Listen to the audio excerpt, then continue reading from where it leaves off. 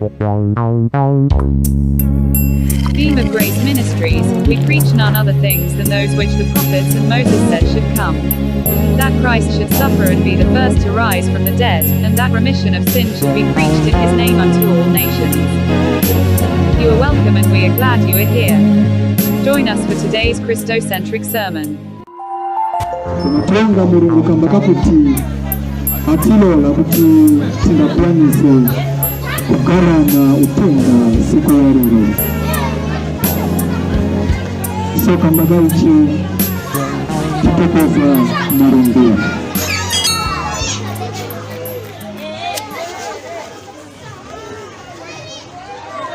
Nachokera ku Beam of Grace Ministries kapena muchichewa ningakamba kuti kuwala kwa Chisomo.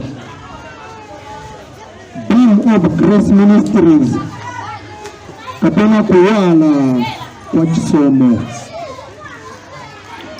Last week tinali kuphunzira pari taito kapena chapamutu chakuti utenga wa bwino ni chiani. Utenga wa bwino ni chiani. Indetu tinapita umalemba ndiponso tinapeza kuti utenga wa bwino ni Yesu Kristo. Tinapita umalemba ndiponso tinapeza kuti utenga wa bwino ni Yesu Kristo chape. Kamba kaichi tinakamba kuti lelo tufunika kuta discuss pankani ya law versus grace. Kapena lamulo ndi chisomo. Indetu wina aliyense Sunday ikafika ama nyamuka kunumba ama pita kukachisi. Ama pita kukachisi kuyenda kukapembeza Mulungu. Vuto ye iriko ni yakuti Mulungu we apembezewa kodi aziwa kuti timpembeza. Ora kuti kapena timpembeza Mulungu muchoona. So siku ya lero tizalangana pari chapamutu chakuti law kapena chisomo. Law kapena chisomo. Inde tutonse tiziwa kuti mu Bible muli malamulo yawiri. Aya malamulo yawiri yapezeka mu zikao ziwiri za Bible. Muli Old Testament church, mu Bible muli New Testament church na Old Testament church. Kambaka ichi ndiye reason why madzulo ano nifuna kuti titandizane tione kuti kodi Mulungu timpembeza muchoona oro kapena timpembeza muchoona. Choyamba ni zasegula book ya John chapter 17 verse yake ya 3. John chapter 17 verse yake ya 3. Ngati napolemba mabesi ni abwino tifunika kuti tilemba so tikafika ku nyumba tikwanisa kupitamo. John chapter 17 verse yake ya 3. Niberenga mchichewa. Nizani kurukira because sindine mchewa. Koma nizaverenga mchichewa. Verse yake ya 3 ikamba koma moyo osata ndiu kuti akadziwe inu Mulungu wona eka ndi Yesu Kristo amene munamutuma. Moyo osata ndiu kuti akadziwe Mulungu wona eka ndi Yesu Kristo iye inu munamutuma. Wana wa Mulungu iyi vesi si pakakuiziwa kusiyana kwa maagenda wayi timayenda ku chechi. Nga timayenda ku chechi kukasakira moyo osata. Iyi verse ni yanu. Verse ya John chapter 17 verse 3 izanorenganso kuti moyo osata ndi uyu kuti akadziwe inu Mulungu oona eka ndi Yesu Kristu amene munamutuma. So ingati kuchechi umayenda kuti ukasakire moyo osata, chikuru chofunika kuchita ni kumuziva Yesu Kristu. Kuziva Yesu Kristu apezeka mu malemba ndiponso awo omwe amalalikira utenga wa Yesu. Ndiye omwe afunika kuvumbuluza chisinsi chili mu malemba kuti tikamuzive iye eka woona ndi Yesu amene anamutuma pa dziko lapansi. So kambakayi chitimapita ku chechi tukasakira moyo osata. Siku ya leo niloleni kuti tupinzisane pankani ya law na grace. Chomwe nifunira kubunikirani bana wa Mulungu ni chakuti ingatuma pita kukachisi siku ya lero tuponso uchita za chilamulo awe nizindikira kuti chisomo sichili pakati pa iwe. Ingati umapita kukachisi tuponso kukamba mawu achipulumuso andeni za chilamulo zili mukati mwa iwe, chisomo sichili pakati pa iwe. Nakamba kuti mu Bible muli malamulo yawiri mwachitule. Aya malamulo lamulo yoyamba ipezeka ku Old Testament church, lamulo ya chiviri ipezeka ku New Testament church. Lamulo loyamba lomwe lipezeka ku Old Testament church ni lo yomwe Mose anapasa ku bana ba Israeli. Lamulo ya chiviri yomwe ipezeka ku New Testament church ni lo yomwe Yesu anapasa ku muntu wina aliyense omwe akumva ndi kukhulupirira mawu ache. So pali zinthu ziwiri apa bana ba Mulungu.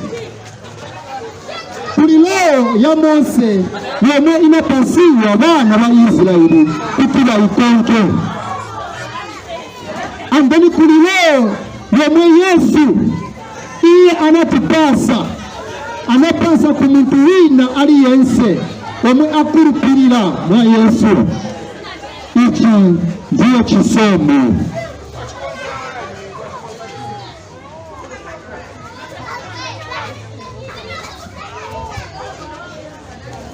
Ichi ndiyo chisomo. So ninarina kamba kuti ingati uli pansi palamulo la Mose, ingati uli pansi palamulo la Mose, kwa iwe chisomo ulipo mbali. Ingati uli pansi palamulo la Mose, kwa iwe chisomo ulipo mbali. Andeni ingati ulipo mbali pa chisomo, ufumu wa kumwamba sunga ulowe ai. Nizaberenga malemba mosa chedwa apa koma ningoti nipange groundi mupeze pomwe ninga imirire.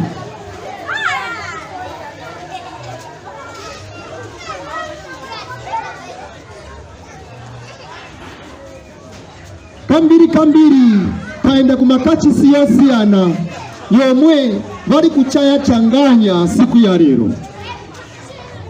Changanya amene nikamba yomwe bali kuchaya siku ya lero bakamba kuti tili pansi pa chisomo. We are under grace, but zomwe bachita ni za Chilamulo. Aba bantu botere ufumu wa kumwamba sibangate kuroba, popeza ufumu wa kumwamba si wachanganya ai.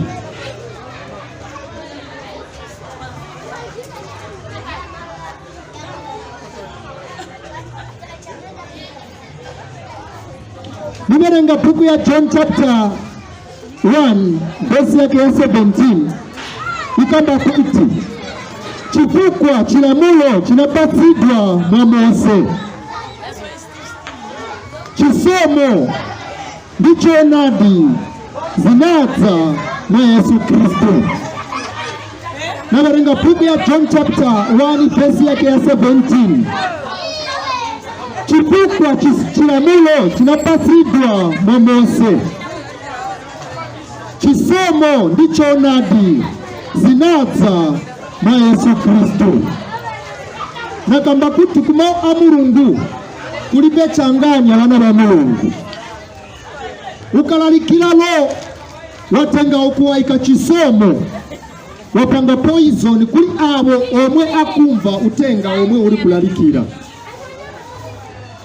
So John ati unikira kukamba kuti Chilamulo chinapatsidwa mwa Mose, kuponso Chisomo ndicho nadi zinadza mwa Yesu Kristo. So ukachita za Chilamulo uchita za Mose, ukachita za Chisomo uchita za Yesu Kristo. So chilikuliwe omwe ukumva utenga kuti uchita za Chilamulo orokapena uchita za Chisomo. Kuchechi komwe umapita kukamba utenga omwe umamva kodini changanya apusa bako kodi wamalalikira Chisomo orokapena bamaika changanya na Chilamulo. Nilankulankani ya changanya because taenda umakachisi osiyana kuti mwina tingambe chowona ndicho nadi, bati buto yomwe iliko ni yakuti aliyense omwe alalikira utenga siku ya lero akamba kuti we are under grace, bati zomwe bachita ni za Chilamulo. So John chapter 1 verse yake ya 17 yakamba kuti popeza Chilamulo chinapatsidwa mwa Mose, and then Chisomo ndicho nadi zinadza ndi Yesu Kristo. Question yanga ni yakuti utenga omwe mwankala muri kumva kuchokera siku lomwe mukamba kuti munatembenuka munayamba kwenda kukachisi ni utenga wotani kodini changanya orokapena mumamba utenga wa Chisomo, utenga unadza na Yesu, utenga wacho nadi. Nikalankula kuti Lamulo inadza na Mose ni Lamulo yotani. Wana wa Mulungu mu Old Testament church muri 613 laws. 613 laws. Malamulo yomwe yapezeka ku Old Testament church yali 613 laws. Kamba kaichi sibanali kukwanisa kusunga malamulo onse bana wa Israeli. Beni Yesu anadza kuzatufera ise iwe ndi ine kuti atupasa Chisomo, akatupasa Chisomo tikurupirire mwa Yesu, tikakurupirira mwa Yesu tutayane nalo lamulo la Mose because linali kutifutisa. Amen. So Chisomo chinadza na Yesu kuti iwe ndi ine titaye za Chilamulo. Chilamulo chinapatsidwa mwa Mose. Mose anatipasa malamulo ambiri 613 laws mu Old Testament church. Wati lelo tiri mu New Testament church kutantauza kuti tinasiyana nalo lamulo la Mose. Koma ambiri siku la lelo mkazunguruka mkaenda kulikonse kukachisi, wachaya changanya changanya yamwe tiri kulankula bana ba Mulungu niyakuti tilalikira utenga wabuli tiri pansi pa chisomo yeti tuchita zintu za chilamulo cha Mose tizatambizana manje nizakuverengerani mundandanda walamulo la Mose ngankare sininga kwanise kuchula zonse koma nizakwanisa kunikirani kwa zingono chabe zakuti tiendere pamozi imwe ndi ine ukafunza aliyense omwaenda ku chechi siku ya lero akamba kuti tizalowa mfumu wa kumwamba mu chisomo cha Mulungu atibara kuti malemba yanalembedwa kuti iwe nene tiphunzitsane pali point yomwe munthu amachosewa pa chisomo cha Mulungu nizaverenga Bible so titandizane bwino imwe ndi ine pali point yomwe munthu amachosedwa pa chisomo cha Mulungu. Mabuku yanalembewa na Mose yali 5. Mabuku yanalembewa na Mose, mabuku ya Chilamulo yali 5. Mabuku yoyamba ku Old Testament Church yali 5 yanalembewa na Mose. Iponsa ya mabuku tikayalalikira ni New Testament Church tichoka na malamulo yanalembedwa ku Old Testament. And then itamwesa abantu poison aliyense omwama mba utenga hotere akuma poison sakula pakuziba Mulungu popeza John akamba kuti moyo osata ndi uyu kuti inu mukazibe Mulungu eka oona ndi Yesu omwe anamutuma pazikora pansi. Nimerenga buku ya Galatia chapter 5 kuambira pa verse yake ya 1. Galatians chapter 5 kuambira pa verse yake ya 1. Nakamba kuti ingati umaenda ku church ndiponso suchita za chisomo somwe tinapasidwa mwa ulele uchita za chilamulo somwe zinapasidwa ku Old Testament Church ufumu wa kumwamba sungalowe wena wangazika mba kuti tiloba because Mulungu ni wachifundo. Bana ba Mulungu kuli point yomwe muntu alina maotere amachosedwa pa chifundo cha Mulungu. Nimerenga buku ya Galatians chapter 5 verse yake ya 1 kuenda nayo pansi. Nifuna kuti timvere onse kuti kuli point yomwe muntu amachosewa pa chisomo. Then ukachosewa pa chisomo uyenda kumoto uyenda kukatipera iwe. Galatians chapter 5 alinachapa mudu takuti asunge ufulu wa Chikristo. Asunge ufulu wa Chikristo.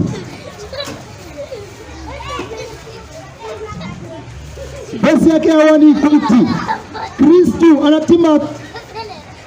anatisandutsa vulu kuti tikale vulu chifukwa chache chirimikani musa kondwenso ndi goli la ukapolo. Kristu kapena Yesu anatimasula ife kulamulo la ukapolo. Lamulo la ukapolo ni lamulo lomwe Mose anapasa kubana ba Israeli. So Yesu pomwe anaza pasikora pansi anatimasula ife kulamulo lotere. That's why Paulo alemba mubuku la Galatia chapter 5 verse yake ya 1 akamba kuti Kristu anatisandutsa fulu kuti tikale fulu chifukwa chacho chirimikani. Ukamvera Bible akamba kuti chirimikani akamba kuti nkarani wachenjera because uzazibera mupisa urina iye azalalikira utenga wakuti inu akupezeni muchilamulo chomwe simufunika kuchikonka pasiku ya lero.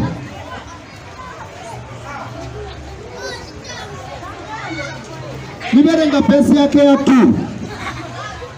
Paona ni ino Paulo dinena ndiinu kuti ngati mulola akutoleni Kristu simudzapindula naye kantu ayi.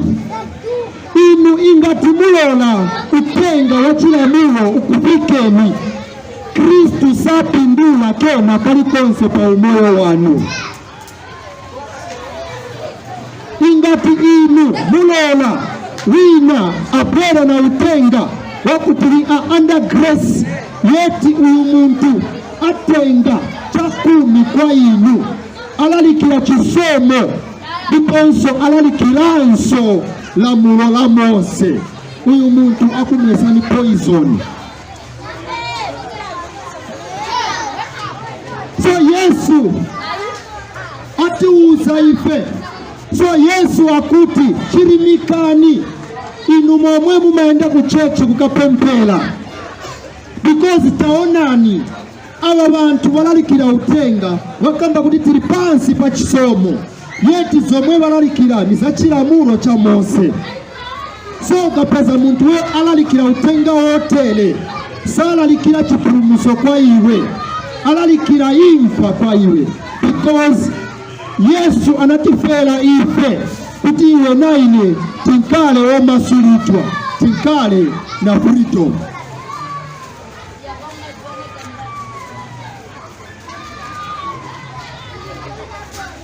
Niberenga verse yake ya 3 na Galatia chapter 5. Ndichitanso umboni pa muntu yense olola amtule kapena kupasitwa Chilamulo kuti aliwomangawa kuchita Chilamulo chonse.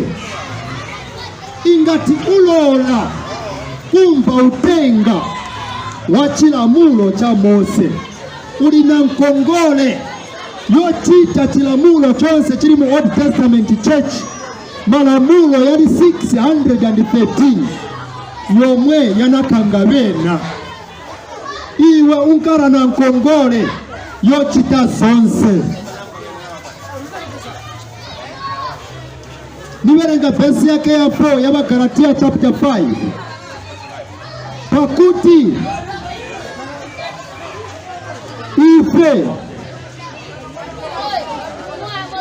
niberenga verse yake ya 4 ya Galatia chapter 5. Mulipe kantu di Kristu inu amene niyesedwa olungama Chilamulo.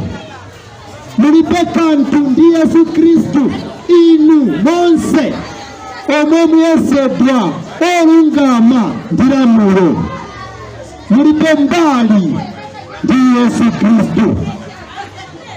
Aliyense omwe aniaba, aliyense omwe ayenda sekerera, ayenda ku church diponso achita za Chilamulo, Bible ikamba kuti mulipe mbali na Yesu Kristu. Chonkani ilipano ni yakuti ingati umamva za Chilamulo cha Mose, ulipe mbali na Yesu Kristu. Ukarowa kuchechi kwa mwoma pempera, ingati wapusa wako balalikira utenga wa Chilamulo cha Mose, ukawapase verse, ukawauze kuti berengani Galatia chapter 5 verse yake ya 4, akamba kuti ulipe mbali mwa Yesu Kristu. Lomba wana wa Mulungu ukankara ulipe mbali mwa Yesu, chomwe uyendera kuchechi ni chani. Ingati ulipe mbali mwa Yesu Kristu, chomwe uyendera kuchechi ni chani.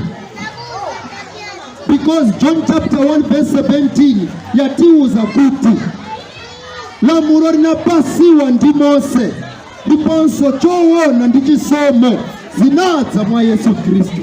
So kutandauza kuti New Testament Church ni ozala na chisomo ndi chonadi cha Yesu Kristu. Andani wa Galatia chapter 5 verse yake ya 4 ikamba kuti aliyense omwe ayesa olungama kamba kalamulo alibe mbali na Yesu Kristo. Aliyese omwe ayesebwa olungama kamba kalamulo alibe mbali mwa Yesu Kristo. Wena wamanyada kukamba kuti tizaroba, we will enter heaven by the grace of God. I want to tell you, my brother, that there is a point when you are removed from grace. Pari point yomwe uchosedwa pa chisomo. Niberenga Galatia chapter 5 verse yake ya 4. Umvere kuti ngatucha za chilamulo ukuchita za chisomo uchosewa pa chisomo cha Yesu Kristo. Mulibe kantu inu, mulibe kantu ndi Kristu inu amene muyesedwa olungama ndi lamulo. Mudagwa posiyana nacho chisomo. Munagwa ndiponso munasiyana nacho chisomo. Mulibe mbali ndi Yesu Kristu inu omwe muyesedwa ndinu olungama kamba kalamulo. Munagwa pa chisomo. So wana wa Mulungu, ingati unagwa pa chisomo, funso yanga ni yakuti kuchechi komwe uyenda umaenda kuchita chani?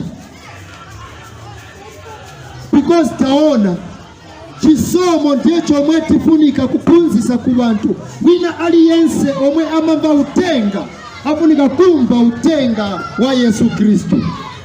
Pati ingati ukumva utenga omwe unadza ndi Mose, utaya ntawi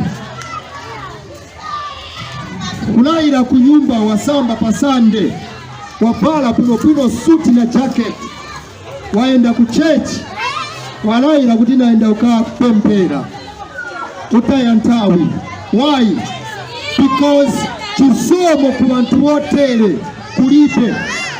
Koma tiyamikira Mulungu, tiyamikira Yesu anatituma kuti tize tisalalikire chisomo kwa awo omwe asakira ufumu wa kumwamba.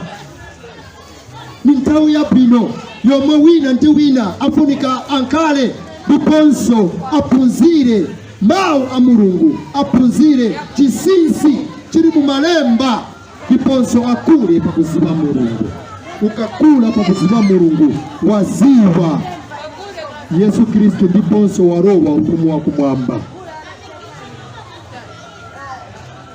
Nizakuverengerani koni mavesi ya 3 yali ku Old Testament.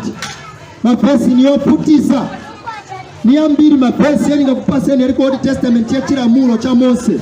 Nakamba kuti chilamulo cha Mose tikapenda malamulo yomwe yanapaswa wana ba Israeli yakwana 613, ndiponso kulibe omwe anali kukwaniza kuyakonka malamulo. Because lamulo ya Mose inali kukamba kuti osapaya.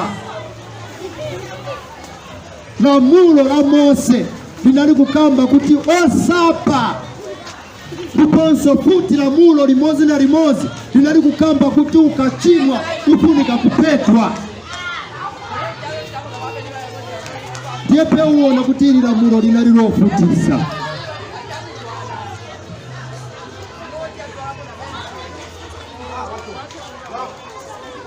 Bana wa Mulungu, nifuna kupasani koni mavesi ya 3 yakuti tikurupirire chape tizive kuti zomwe nili kulankula ni zinthu zotani. Nikamba lamulo akenesti lamulo la Yesu chili chisomo. Niverenga buku inalembewa ndi Mose, buku ya Leviticus chapter 19 verse yake ya 19. Nifuna kuti mumve kuti aya malamulo yanali kufutisa, yanali yofuta kuyakonka. Kamba kaichi Yesu anadza pa dziko lapansi kuzatifera iwe ndi ine kuti tikuvame mu chisomo chinadza chinapasidwa kwa ise mwaulere. Kulibe sinabe kumeka kutawe na sebenza maningi ndiye kuti nipeze moyo wosata. Ayi, moyo wosata unapasidwa kwa ise mwaulele ulinkale so ulisi ukuja nokuja Yesu apwera kuza kufera iwe kuti upeze moyo wosata. Nakamba kuti nifuna nikupasani mavesi ya 3 ya kuti mukurupirire chape kuti indetu chilamulo cha Mose chinali chovutisa. So niwerenga book ya Leviticus chapter 19 verse yake ya 19. Leviticus 19 verse yake ya 19 inachapa mutu chachi kamba kuti malamulo ena osiyana. Malamulo ena osiyana.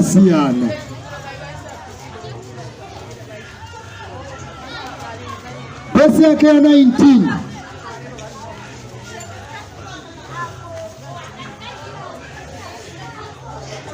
Verse yake ya 19 kamba kuti muzisunga malemba anga ndiye malamulo ayayayamba romba nifuna uzipage paskero ingati kuchechi komwe umaenda umakwanisa kusunga malamulo wotere.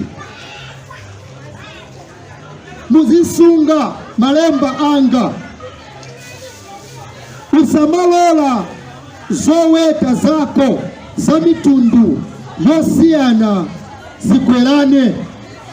Kutatauza kuti kulipe cross breeding iya izi ng'ombe nizonenepa leka ntibuleko pulu tupereke ku ng'ombe zatu zomwe sizioneka bwino kuti tingane na breed yauku. Mulamulo iyi munalipe.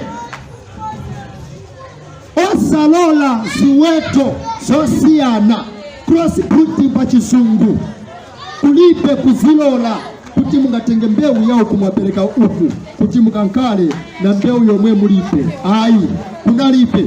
Olo kuti kapena nkuku zanu zioneka tumatwafu zawanepa zioneka nkuku giant leka ntitingeko giant wakombwe wapereko mkora yatu kuti tinkaleko na nkuku giant wakakupeza itau ya lamulo wachita zotere unali kupetwa kufa wakutema na myala kulingana na lamulo la Mose. Nipitilizabe kuwerenga usama byala mumunda mwako mbewu za mitundu iwiri. Iyi ni lamulo inango ikamba kutinga turi na katen washanga nyemba waikamo chiwawa kusaitu wakakupeza bomwe basunga malamulo wapera kukutema na myara ufunika kupetwa because lamulo linali kulesa zintu zotere. Wana wa Mulungu, chilamulo sinali izi kuchikonga ngankale mazipusa bena wamwe balalikira utenga siku ya lero bakwanisa kutonsa zintu za chilamulo za kudala kuzilata mu New Testament church sembe banali kuziba ngomene lamulo inali yofutiza sembe sibachita zotere.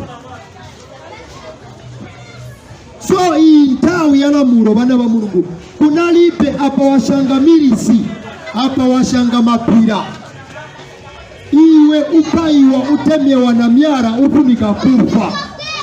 Kunalipa apa washanga chota meroni apa washanga vitanje kapena vipusi.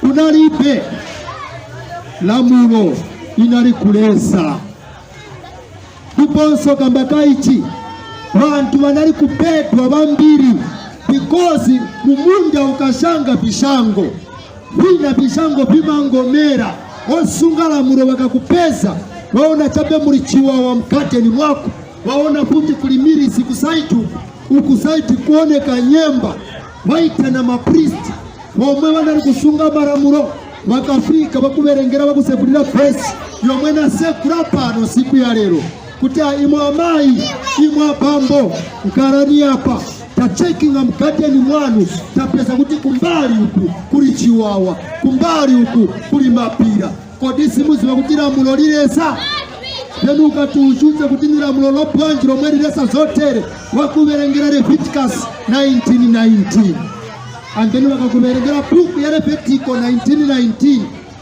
wakupeza na mulandu wakuti waimbira vesi zomwe ikamba kuti kulibe kushanga mbewu zosiyana mu munda umosi utemewa na myala iwe upetwa nthawi yomweyo. Nikali kuverenga bana wa Mulungu nikalibe kusiriza vesi ya 19. Usamapala chopala chansalu samitundu iwiri zosokonezana. Bana wa Mulungu intawi ya Chilamulo ukapala chape momwena palira pano ine kuchua para trauzi ya pru diponso wapera wapara china cha plaki kumwamba wakuverengera vesi ya menei kukuza kuti kodima na murosu ya ziva kulibe kuvala sosiyana kutantauza kuti ukavala plaki ufunika kuvala plaki paliponse kuyambira kumutu ingati ukonda visote wavala plaki ingati upara sheti kapena ni t-shirt kapena ni vest ufunika kuvala plaki ingati upara trousi ufunika kunkala ya plaki ingati upara bamba ufunika kunkala ya plaki ponse masoksi yafunika kunkala ya plaki ingati ni sapato sifunika kunkala plaki. Chilamulo inaliyofutisa so wakakuona wavala chape green blue wakuru wanali kuchita za Chilamulo wakuitana ndiponso wakukazika pansi uyenda mukoti wakufuza kuti asogoleri pomwe mwapara chakete ya green koti mwapara na sapato za blue. Lamulo simwiziba, lamulo simufunika kupara posiyana. Lamulo ikamba kuti mukapara green ponse bifunika kunkala pa green, mukapara blue ponse bifunika kunkala pa blue, mukapara white ponse bifunika kunkala pa white. Kulibe kusiyanisa mutundu wachovala chomwe chinali kuvaliwa intawo. Lamulo inaliyoipa ndiponso inaliyolemesa ndiponso inali kulengesa bambiri kupetwa kamba kakuti sibanali kukonisa kuikonka. Sometimes unankarona kura t-shirt ya black bonse ni va black t-shirt inachuchuka yamba kuoneka ya brown wakakupesa waivara chapu ya brown wakukwira wakukazika pansi msokolera ungapare panji t-shirt ya brown usiba kuti ufunika kuvala va black bonse wakusekulira pesi yomwena sekula pana ndiponso utemedwa na myala upetwa ndiponso ukufa. So pachiyambi inali nakamba kuti lamulo la Mose inali kukamba zintu ziwiri pantawi ibozi. Inali kukamba kuti osapaya ukapaya na iwenso ufunika kupetwa. Then ngati supaya ukachimwa chape lamulo limozi na limozi inali kukamba kuti mupaeni omwe achimwa uyo popeza achimwira Mulungu achokoneza lamulo. Funso yanga ni yakuti tikaenda kuchechi ingatikwira lamulo la Mose kodi tipembeza Mulungu wacho wona Yesu omwana tifera orokapena tikali kusoberesa izi zintu somwe zilengesa kapena zinali kulenga bena kupetwa. Lekani kupaza ripoti futi buku ya Deuteronomy 19:19 niyamushe na yefe kuchilamulo kunalipe chifundo, kuchilamulo kunali ukachimwa nishi wachimwa kufunika kupetwa. Kamba kaiti siku ya lero ali yensi ali na freedom yola likila chinyengo yola likila chowona, yola likila chinyengo yola likila chowona ungala likile piliponse pomwe ufuna. Koma siku ya lero nifuna titandizane imwe ndi ine kuti tione kuti tikarowa mchachi chomwe tifunika kukonka chomwe mupusa afunika kutifutinga nacho ni mau otani kodi tifunika kumva za chilamulo cha Mose ayi. Nibalanga buku ya Deuteronomy 19 nifunika kuwerenga pa verse yake ya 19. Kama nikalipe kufika pa verse yake ya 19, nifuna niambire pa verse yake ya 17. Verse yake ya 17 ikuti pamenepo antu onse awili pakati pao palimakaniyo azima pamaso pa Yehova pamaso pa nsembe ndi oweruza okala masiku awa. Nkani nali yakuti ukasokoneza ukapanga mulandu wa Chilamulo lomwe linapasidwa ndi Mose, unali kuperekedwa kukoti, ukaperekedwa kukoti wakukazika pansi, wakukazika pansi womwe wakuona usokoneza wafunika kuchitira umboni kuti indetu uyu mundu tinali tamuona anarashanga mbeu ziviri mukateni mwake. Ndiponso lamulo la Mose ligana na zinthu zotere. Wazaita na mboni yoyamba ifunika kukamba zamenezo, wazaita na mboni ya chiwiri ifunika kukamba chimozi na chimozi, wazaita na mboni ya chitatu ifunika kukamba chimozi na chimozi. Iwe uyenda kukapetwa na myala kutemewa kuti ufe. Verse yake ya 18 ndipo oweruza afunse bwino, ndipo taonani mboniyo ikakala mboni yonamizira mpale wache. Verse 19 mumuchitire monga iye anayesa kumuchitira mpale wache, motero muchose choipacho pakati panu. Ingati wankara chabe mboni ya boza wakugwira kuti iwe ndiwe waboza ufunika kupetwa kuchosewa pakati pa wantu otere.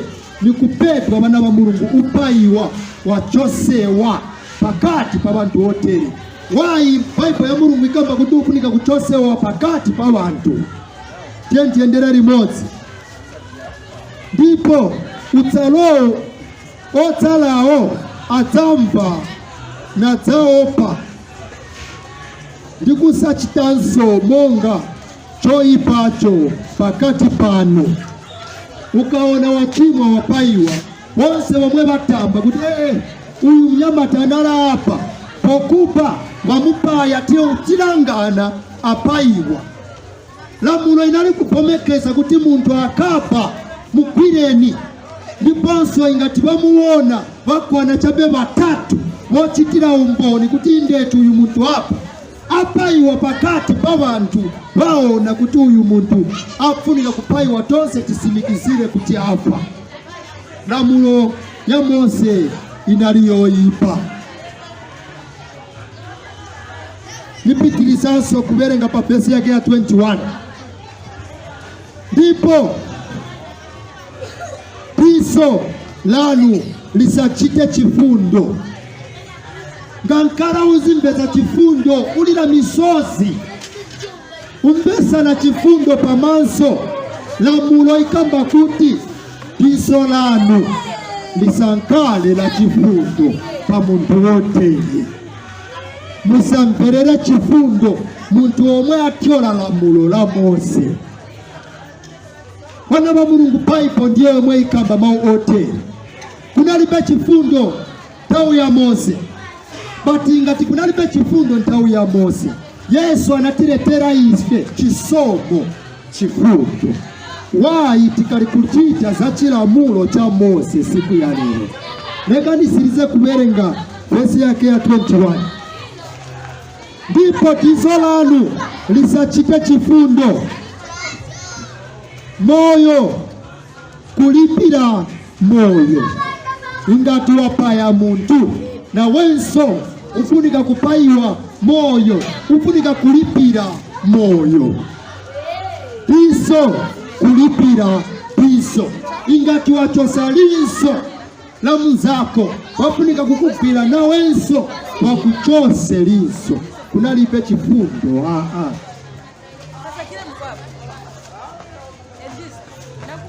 zino kulipira zino kutanthauza kuti ingati wamuchosa lino naye mugwireni ngati mulibe chosera mtenge hama mumuchose naye lino omeneni because achosa lino la mzake.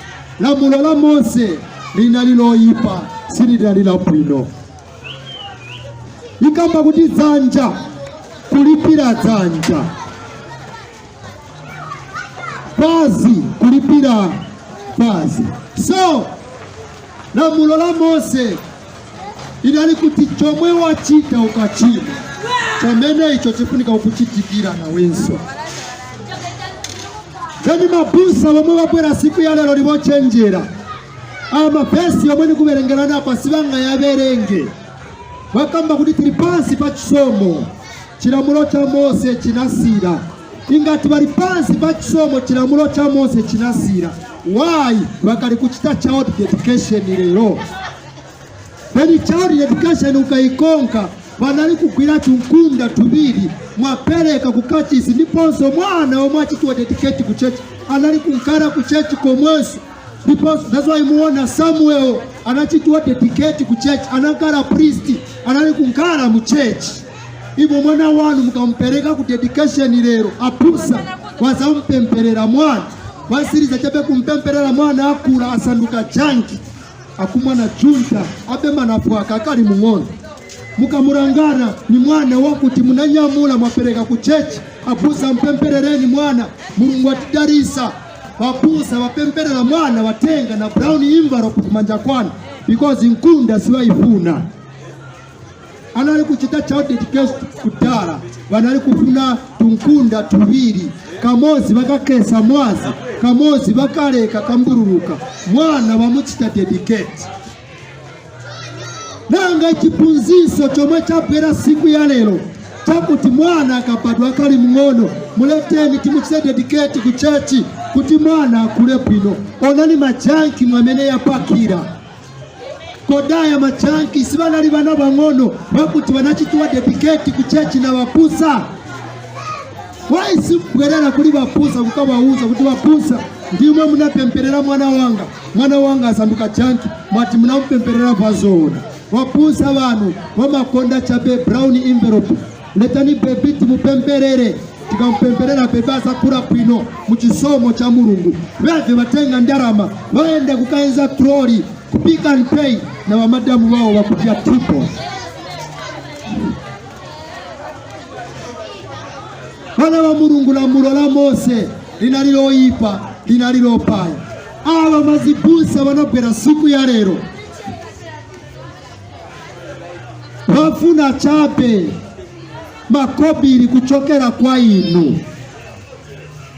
Siwafuna kulalikira utenga wakuti inu siku yomwe muzachoka pazikora pansi pa siku yomwe tizakuperekani ku memorial park Pauleni kumanda kuja mukakale na testimony mukati mwa mtima wanu kuti siku la chiweruzo likafika mukarobe ufumu wa kumwamba. Izi zonse balibe nazo nchito chomwe baona bepe ni wakuti mamembers bapake mamembers bakapaka kawafari nkapakako so that 30 kafika arawansi ya wapusa ipanga consensus. Hati nifuno kuni kirani siku ya lero kuti ndetu inananituma kuti nipwere nipunzize utenga wakuti ukafa siku ya lero iwe ukarobe ufumu wa kumwamba. Ukafa siku ya lero ufe ulina testimony ya Yesu Kristu mkati mwa manja yako. Sina zepano kukazakira makobiri ayi kambiri ni makonda kulalikira kuti chakorwa omwe amamwamoba aliyeka ali bwino kuchira mupusa omwe alalikira utenga wa chinyengo ku bantu bambiri. Yes, chakorwa omwe akumwamoba aliyeka azimwesa ali bwino kuchira mupusa omwe ali na 5,000 members ndiponso awalalikira utenga wa chinyengo utenga wa prosperity ati prosperity gospel. suzafa osauka bwera ushange siti binali kuchitiwa kulamulo ya Mose mu New Testament chechi kulibe Bible kapena pesi yomwe ikamba kuti bwera ushange siti ndiponso uzalemera ingati chakumi chikwanisa kulemeresa muntu wayi nalero bakali bosauka babantu ingati kushanga siti kukwanisa kulemeresa muntu wayi ukali wosauka siku ya lero iwe ingati kuenda ku mountain then wa prophet wako kapena wa papa wako wataprophesy go to the mountain pray hard total fasting naona life yako ichinja ite uzankala na makopi wayi nalero bamena weba kuuza bakalimosa wafuna ushange siti kuli bebe kuti baende bakakule tipo ni badye kunyumba iwe wakujia terere kunyumba na bana bako.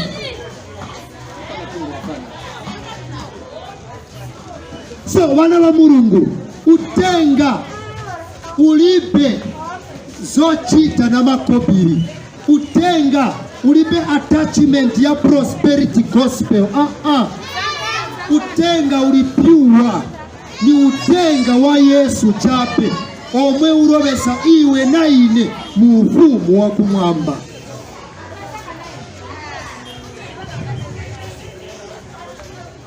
Ino muona neni lalikira pano nina twini brother wanga ni SDA church wakutuka mupunza zokuti nifuna unipunze goma amuru akuberengera Exodus chapter 20 poison inango fruit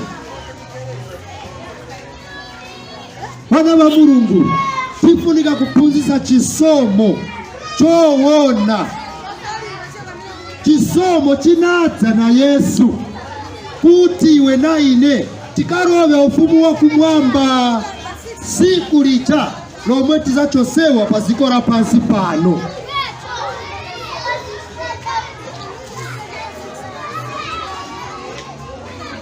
Tisatengewe na zindu za chape bapapa bapera bakita profesai nifuna especially as mai wakondesesa mamirakozi mirakozi kurobesa ufumu wa kumwamba iya ukawerenga buku ya Luka chapter 10 verse yake ya 19 uzapeza Yesu pomwana tumawopunzira wache kutika choseri siwanda ku bantu banapita kukachosa siwanda ma disciples wanabwera basekerera then Yesu anatapwa kuti musekerera cyane madimoni na matenda zonse zinali kuturuka inali fire for fire but Yesu anabauza kuti musasangalale kambaga kuti demoni yachoka after mwaipemberera kondwerani kambaga kuti mazina yanu yalembetwa mubuku la moyo. So ingati mumaenda kukachiza ukasakira mirako uku ndiye kuli bapapa bamene baona nifuno kuza siku ya lero kuti wamene aona maningi pakati pa moyo wako ndiwe mwine wake watupirako because zonse zomwe uchita iwe mwine wake uziba. Amen.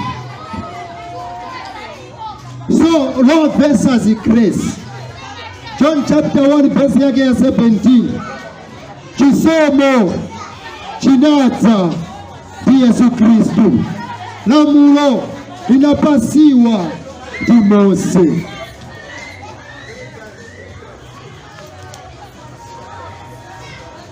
Leka niverengeko vesi inango ya bwino ya Wagalatia niverenga buku ya Wagalatia chapter 3 kuyambira pa vesi yake ya 23 tendele pamozi ife tomwe tikondesesa chilamulo nifuna kuti mumve kuti chilamulo chinachosedwa ukapezeka ukarukoka chilamulo siku ya lero omwe akupunzisa mau a Mulungu sakupunzisa bwino sakukonda akulalikira poison akumwesa poison yakuti iwe ukachosedwa paziko la pansi usakarobe ufumu wa kumwamba. So Galatians chapter 3 verse 23 nayamba kuverenga mchichewa koma chisanadze chikulupiriro tinasungidwa pomvera lamulo otsekedwa kufikira chikulupiriro chimene chikavumbulusidwa. Vana va Mulungu, chisomo chikalibe kubwera, tinali pansi pa lamulo lopasidwa ndi Mose. Chikulupiriro chikalibe kubwera, tinali pansi pa lamulo lopasidwa ndi Mose. Apa chikulupiriro chomwe chikambiwa ndi chikalibe kubwera ni Yesu Kristu. Apa chisomo chomwe chikambiwa chikalibe kubwera ni Yesu Kristu. So lamulo inatisunga ife nthawi yomwe kunalibe chisomo kapena chikulupiriro. Nipitirizabe kuverenga verse yake ya 24. Momwemo chilamulo chidakala na mukungwi watu wakutifikisa kwa Kristo. Lamulo anali na mukungwi watu iwe ndi ine wakutifikisa kwa Kristo Yesu. Vana va Mulungu, hii verse ni yabwino. Ingati sukwanza kusunga mavesi, at least Mose wasungako chape. Chisomo chitanatse, chikulupiriro chikalibe chafika pasipora pansi, tinasungiwa pansi pa lamulo. Lamulo liti? Lamulo la Mose. So lamulo anali na mukungwi watu ife iwe ndi ine wakutipeleka kwa Yesu Kristu. Mukungwi timuziva tonse omwe vamakwatirisa vana ingati vafunika okwatirana na mukungwi ayo timakambati kakalana alangizi vakasirisa kulanga mukazi vamakuleterani mukazi tiena mukungwi Bible ikamba na mukungwi utantauza lamulo la Mose. So na mukungwi anatisunga ife kutipeleka kuri Kristu Yesu. So na mukungwi ndiye anali kutipeleka, na mukungwi ndiye amapeleka mwana mukazi kuri mwamuna wake, ingati mwamuna wake alireti kutenga mkazi wake, ndiponso ingati mkazi alireti kutakwatiriwe ndi mwamuna wake. And then barangizi wamatenga mwana wa mkazi kumpeleka kuri mwamuna wake. And then Paulo alemba karata yotere kutandauza kuti sibani kuti kuchokera kutera na kutara lamulo la Mose anali na mkungwi wake ife wakutipeleka kwa Yesu. Tenti verengere pamozi timve kuti pomwe Yesu anabwera koditipitiriza kukala pansi pana mkungwi oiyayi.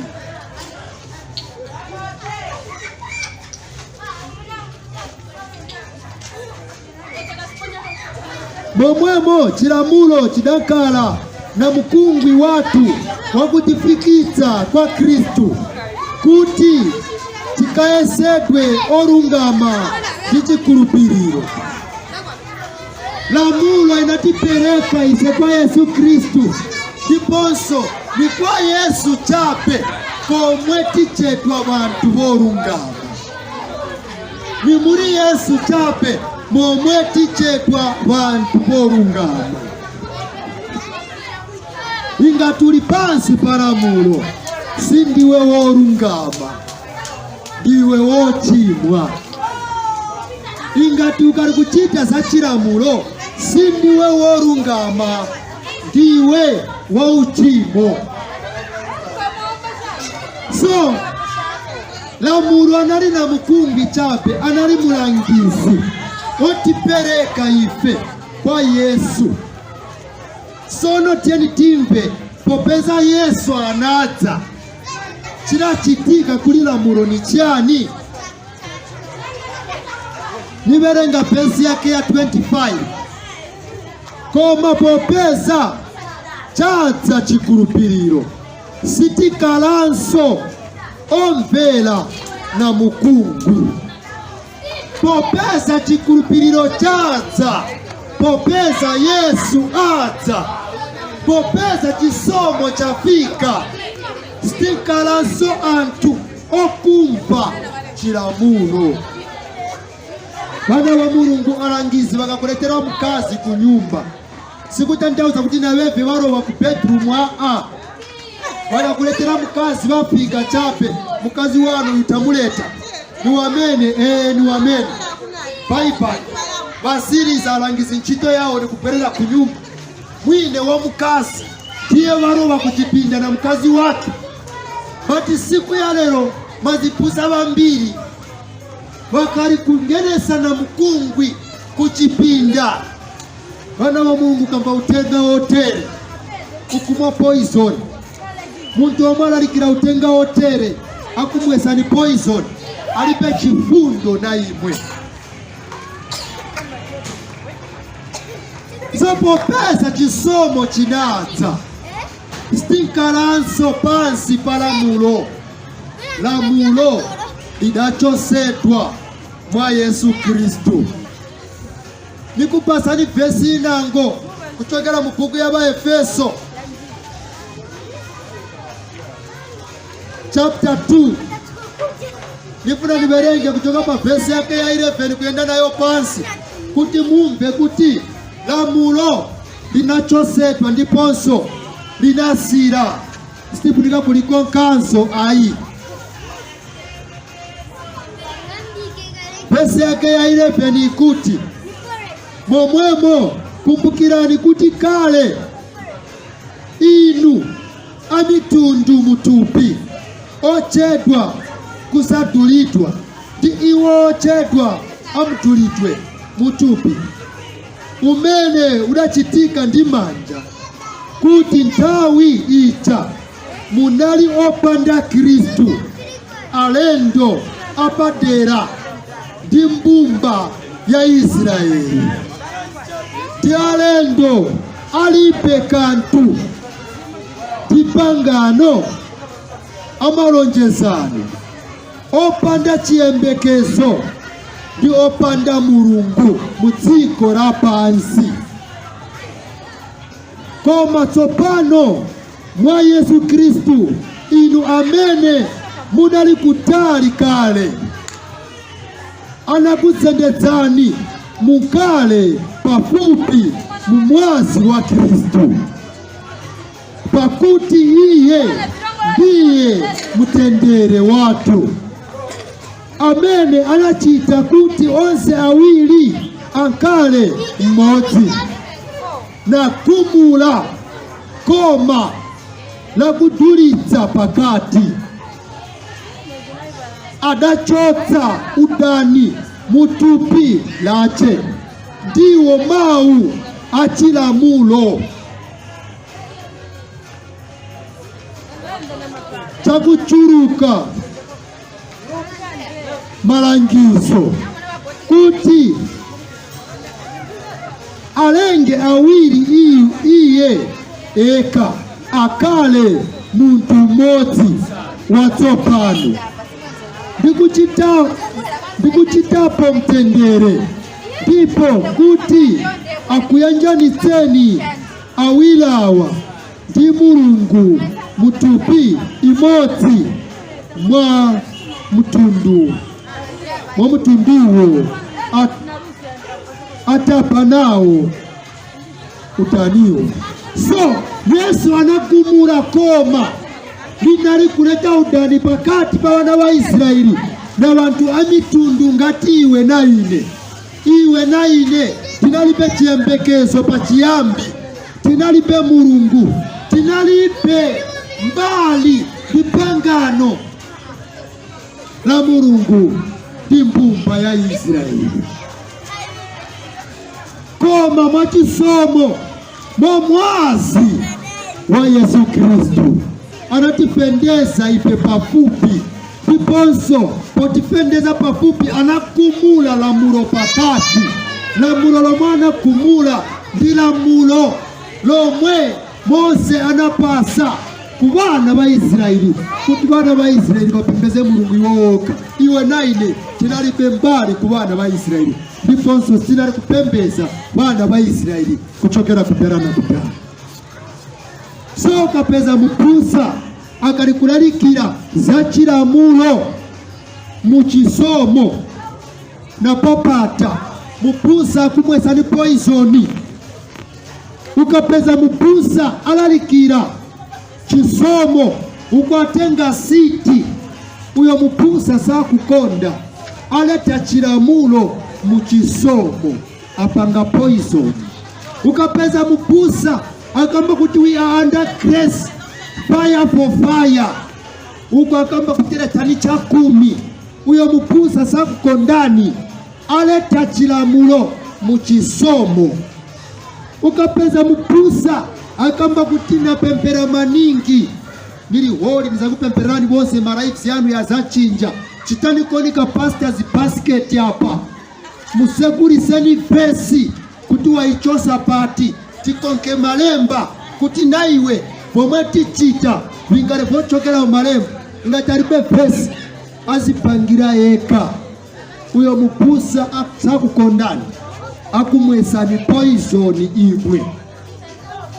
Tau ya pino wana wa Mulungu yakuti wina na wina pomwe ankala asepuke maso ake, ndiponso apenya aone, akaona asindikira azive kuti ingatuli pansi pa Chisomo supu nikakugwira za Chilamulo. Ingatugwira za Chilamulo uzivuta kuchita za Chisomo, because Galatia chapter 5 verse yake ya 4 ikamba kuti inu omwe muyesedwa olungama kamba Kalamulo mwachosedwa pa Chisomo. Wana wa Mulungu, just think about this. Wauziwa kuti chosa chako cha 10 umuyese Mulungu ingati sasa sekula mazenera akumwamba kuti iwe unkale na chuma chomwe uzasowa poyika kulingana na Malaki chapter 3 verse yake ya 8 kufika pa 10 yomwe bamaberenga. Ingati ndiwo kurupirika pa cha 10 unaamba kudara kupeleka cha 10. Ona drama ulipe, wofala ulipe, motoka ulipe, cha 10 upeleka wapusa wakutya. So uona monga uzalemera liti Malaki yakamba kuti azasegura mazenera akumwamba kuti waosowe poyika mataliso ako. Wapusa bamene batenga cha 10 balipe na njinga pano pameneni kama cha 10 bachosa every Sunday, every month. Wana wa Mulungu ninkani ya pino yomwe nizagwira siku la mawa pomwe nipera pano pa Friday. Next week pa Friday tizabwera tizache discuss pino nkani yomwe nasunako pang'ono chabe, nakamba nkani ya city pano, nakamba nkani ya child dedication pano, nakamba nkani ya cha 10 pano, nakamba nkani ya Paseka. Next week nibwera kuzapunza pali vintu vilipo hivi. Nifuna ukaone, nizakupasa mapuku, nizawerenga Bible, tikafunse wanali kupeleka hivi vintu kuti wanali kupeleka pwani. Nizakupuruvira kuti wapusa wako nibakawala na chabe wakupera ndarama every Sunday kupeleka cha 10 wakura tiponi wakutya iwa ulipe. Nizawerenga mapesi nikapera next week pa Friday 18 hours tizankara pano. Nifuna tikache discuss nkani ya cha 10, tikache discuss nkani ya child dedication, tikache discuss nkani ya Paseka, tikache discuss nkani yo shangasiti. Ngatuma shangasiti wise ulemera kufikira leo. Wapusa wako bamene wise balemera kuti titoyopa kuti wapusa wanapeleka cha 10 walipe property ngo mamotoka ya pakisa wakari kuchita na rent lero pano bamene ni kamba. So ukawafunza cha 10 wapeleka 20 years so nikalipe nachoka pano kumau yomwe na lalikira mau yomwe napunzisa muyakina ungankalo liko na funso muyakina ungankalo liko na funso yekuta apusa paja pamwe munali mwakamba sina mpezeze pino nifuna nifunze kuti nanga chaso chichitika bwanji wana wa Mulungu ndimola ndiritwa kuza pano kuzafunsa funso yomweyo ndiponso Mulungu azatithandiza kuti tiyankhe funso kulingana na malemba a Mulungu.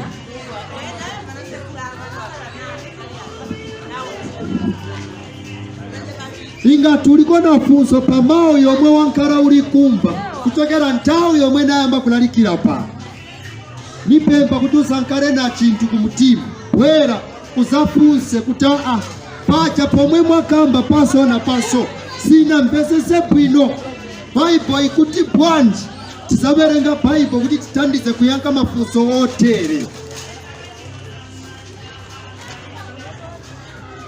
Mukirasi ukaona bana sibafunsa aidha bamvera bonse o sibanamvere bayopa kufunsa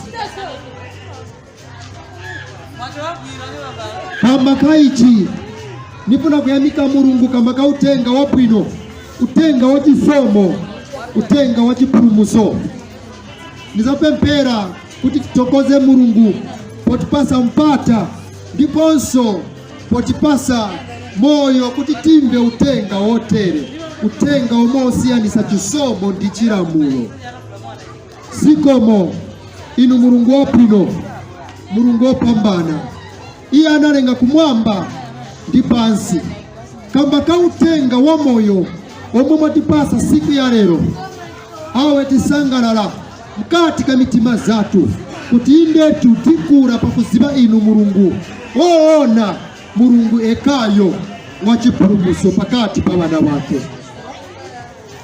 Niyamikira kwa mitima zonse zinali kumva mau a Mulungu aya kuti ni mbewu yomwe yashangidwa mkati ka mitima zanu ndiponso nipempera kuti mau kulingana na buku ya Efeso 5 mau a Mulungu ni manzi omwe amwaziwa pa mbewu iye yomwe yashangiwa mkati mwa mutima wako ili ntaka ya bwino kuti mbewu imere ndiponso ukule pakuziba Mulungu ukakula pakuziba Mulungu waroba okumuwa kumwa kamba kachilipempera muzina ndikuonga Yesu Kristo. Amen.